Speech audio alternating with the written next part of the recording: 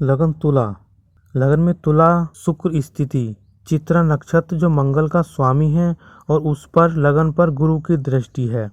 प्रभाव, आकर्षक व्यक्तित्व, संतुलित स्वभाव, सामाजिक छवि मजबूत। इसमें कला, डिजाइन, फैशन, सौंदर्य, मीडिया या कूटनीति में सफलता मिलेगी। गुरु की दृष्टि से आपके जीवन में नैतिकता और समझदारी बढ़ती है। जीवन में सम्मान और लोकप्रिय मिलने के योग हैं। आप लोगों को जोड़ने और संबंध बनाने में कुशल हो सकते हैं। दूसरे भाव में जो वृश्चिक राशि में शनि है, वृश्चिक में शनि अनुराधा नक्षत्र में है और शनि पर राहु की दृष्टि है। इसका प्रभाव आपके जीवन पे कैसा रहेगा? धन धीरे धीरे और मेहनत से मिलेगा। वाणी में गंभीरता, कभी कभी कठोरता। पारिवारिक जिम्मेदारी अधिक रहेगी। राहु की दृष्टि से धन में उतार चढ़ाव रहेगा। निवेश सोच समझकर करें। वही बात करते हैं थर्ड भाव में धनु राशि में मंगल, जो मंगल पूर्वाषाढ़ा नक्षत्र में है। इसका प्रभाव, साहसी जोखिम लेने वाले, संचार और यात्रा से लाभ, भाई बहनों से संबंध सामान्य से अच्छे, प्रतियोगिता परीक्षा में सफलता का योग। फोर भाव ग्रह रहित है। आपकी कुंडली में शनि, केतु और चंद्रमा की दृष्टि है फोर भाव पे। इसमें संपत्ति मिलने में देरी, मानसिक शांति में उतार चढ़ाव, घर बदलने के योग। माता के स्वास्थ्य का ध्यान रखें। पंचम भाव जो कुंभ राशि है उसमें वक्री गुरु है। कुंभ में वक्री गुरु पूर्व भाद्रपद नक्षत्र में है। प्रभाव जो रहेगा आपके जीवन में गहरी सोच, आध्यात्मिक में रुचि, शिक्षा में रुकावट के बाद सफलता मिलेगी, संतान सुख मिलेगा लेकिन थोड़ी चिंता संभव है। पंचम भाव में सूर्य और बुध की दृष्टि है। बुद्धि तेज होगी, रिसर्च, शिक्षा, आध्यात्म में प्रगति होगी। वहीं छठे भाव में मीन राशि में राहु है जो रेवती नक्षत्र में है। इसका प्रभाव, शत्रु पर विजय, विदेश से लाभ, अचानक बीमारी जैसे एलर्जी की संभावना है, प्रतिस्पर्धा में जीतने की क्षमता। सप्तम भाव में आपके कोई ग्रह नहीं है। सप्तम भाव में लगन में बैठे शुक्र ग्रह की दृष्टि है। इसके प्रभाव से आपके जीवन में जीवन साथी आकर्षक और समझदार होगा। विवाह में संतुलन रहेगा। विवाह थोड़ा देर से हो सकता है। प्रेम विवाह की संभावना है। वहीं बात करें अष्टम भाव भी ग्रह रहित है। शनि और केतु की दृष्टि है। इसका आपके जीवन पे क्या प्रभाव रहेगा? जीवन में अचानक परिवर्तन, गूढ़ विद्या, ज्योतिष, रहस्य में रुचि, आयु सामान्य से अच्छी रहेगी। नवम भाव ये भी ग्रह से रहित है लेकिन नवम भाव पर मंगल और राहु की दृष्टि है। इसका आपके जीवन पे क्या प्रभाव रहेगा? भाग्य मजबूत है। धर्म और आध्यात्मिक झुकाव रहेगा। विदेश यात्रा के योग हैं। वही बात करते हैं दसम भाव में, जहाँ कर्क में चंद्रमा है।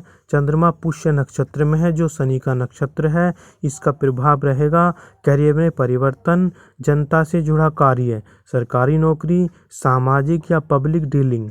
राहु और मंगल की दृष्टि से जो आपको तनावपूर्ण कार्य का वातावरण मिलेगा। करियर में उतार चढ़ाव के बाद स्तर सफलता मिलेगी। बात करते हैं 11वें भाव में। 11वें भाव में सूर्य सिंह राशि में है और बुध सूरज के साथ अस्त है। सिंह पूर्वा फाल्गुनी नक्षत्र में है और बुध मघा नक्षत्र में है। इसका आपके जीवन पे प्रभाव क्या रहेगा? उच्च पदस्थ मित्र मिलेंगे, सरकारी लाभ होएगा। बुध अस्त होने से निर्णय में जल्दबाजी ना करें। गुरु और शनि की दृष्टि से स्तर आए, नेतृत्व क्षमता मजबूत होएगी। वहीं बात करते हैं 12वें भाव में। 12वें भाव में कन्या राशि में केतु विराजमान है। कन्या राशि जो है इसमें केतु चित्रा नक्षत्र में है। इसका प्रभाव आध्यात्मिक झुकाव रहेगा। विदेश यात्रा, विदेश में निवेश का योग है। खर्च अधिक लेकिन आध्यात्मिक लाभ। आपके जीवन में व्यक्तिगत आकर्षण संतुलित रहेगा। मेहनत से सफलता मिलेगी।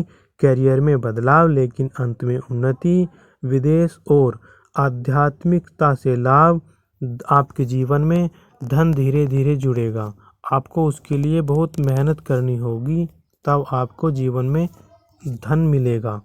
यह कुंडली जीवन में संघर्ष के बाद स्तर और सम्मानित सफलता दिलाएगी।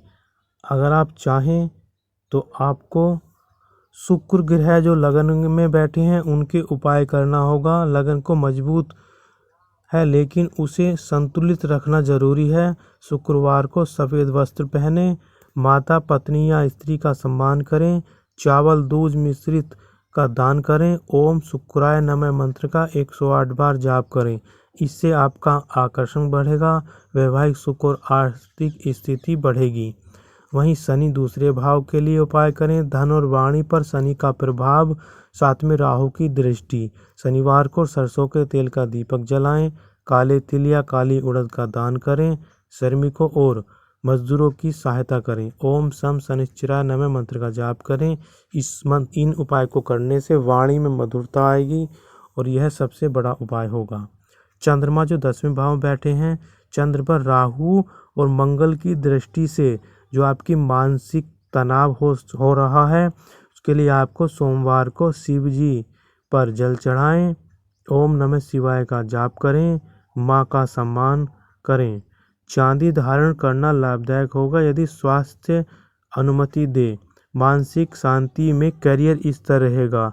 मंगल जो 3rd हाउस में बैठा है उसके लिए उपाय, अच्छी ऊर्जा पर क्रोध पर नियंत्रण के लिए मंगलवार को हनुमान चालीसा का पाठ करें, मसूर दाल या लाल वस्त्र का दान करें, व्यायाम योग नियमित करें। साहस और सही दिशा मिलेगी ये उपाय करने से।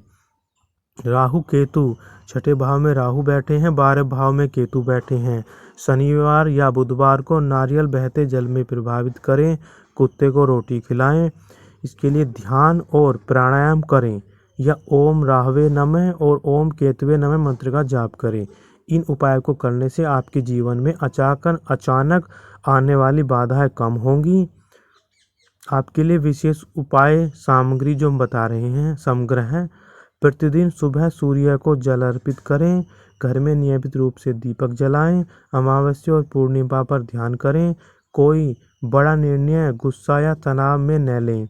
सबसे महत्वपूर्ण उपाय, आपकी कुंडली में कर्म और अनुशासन बहुत महत्वपूर्ण है। जितना अधिक आप संयम, नियमित और सेवा भाव अपनाएंगे उतना अधिक लाभ होगा।